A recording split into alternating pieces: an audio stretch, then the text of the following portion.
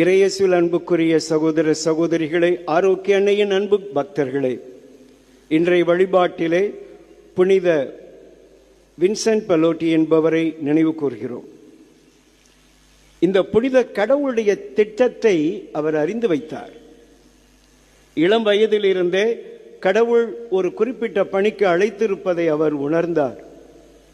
எனவேதான் முதலில் இளைஞர்களுக்காகவும் அதன் பிறகு கைவிடப்பட்ட அனாதை பெண் பிள்ளைகளுக்காகவும் அவர் மிக சிறப்பாக உழைத்ததாக அவரை குறித்த குறிப்பு சொல்லுகிறது. இந்த புனிதர் தம்முடைய வாழ்க்கை கண்டுபிடித்தார். காரணம், அவர் தான் யார் என்பதையும் இயேசுவில் தான் யார் என்பதையும் உணர்ந்து கொண்டார். அங்குதான் முக்கியம். இயேசு தான் யார் என்பதை அவர் உணர்ந்து கொண்டார். எப்பொழுது அவருடைய திருமுழுக்கு பெற்ற நேரத்திலே மார்க் எழுதிய நற்செய்தி 1ஆம் அதிகாரம் 11ஆம் வசனத்திலே, என் அன்பார்ந்த மகன் நீரே, உன் பொருட்டு நான் பூரிப்படைகிறேன்.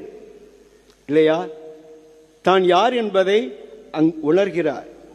உருமாற்றம் மார்க் எழுதிய நற்செய்தி 9ஆம் அதிகாரம் 7ஆம் வசனத்திலே, என் அன்பார்ந்த மகன் இவரே, இவருக்கு செவிசாயுங்கள் என்று தான் யார் என்பதை உணர்ந்து கொண்டார்.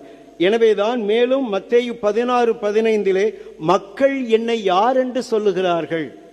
What is the identity of Jesus? மக்கள் என்ன புரிந்து கொண்டார்கள் என்பதை ஆண்டவர் அறிய விரும்புகிறார். தெரியும் எல்லாரும் என்ன சொன்னாங்க, மற்ற சீடர்கள் என்ன சொன்னாங்க? சிலர் எலியா என்றும் சிலர் எரேமியா என்றும் இறைவாக்கினர் ஒருவர் என்றும் மக்கள் பேசிக் கொள்ளுகிறார்கள் என்று. அப்ப பேதுரு தான் என்ன சொன்னாரு? 16ஆம் வசனத்திலே, நீர் மெசியா, வாழும் கடவுளின் மகன். சோ அவர் இறை மகன் என்பதை சீடர்களும் புரிந்து கொண்டார்கள். இன்றைய நற்செய்தியில் யார் புரிந்து கொண்டார்கள் பாருங்க. இன்றைய நற்செய்தியிலே பரிசேயர்கள் புரிந்து கொள்ளவில்லை.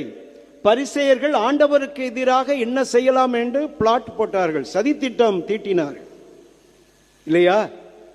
இந்த சமயத்தில் தான் ஒரு வசனத்தை நினைவு கூற வேண்டும். இசையா 1ஆம் அதிகாரம் 3ஆம் வசனத்தில் இப்படி படிக்கிறோம், காளை தன் உரிமையாளனை அறிந்து கொள்கிறது, கழுதை தன் தலைவன் தீனி போடும் இடத்தை அறிந்து கொள்கிறது, ஆனால் இஸ்ராயேல் மக்களோ என்னை அறிந்து கொள்ளவும் இல்லை, என்னை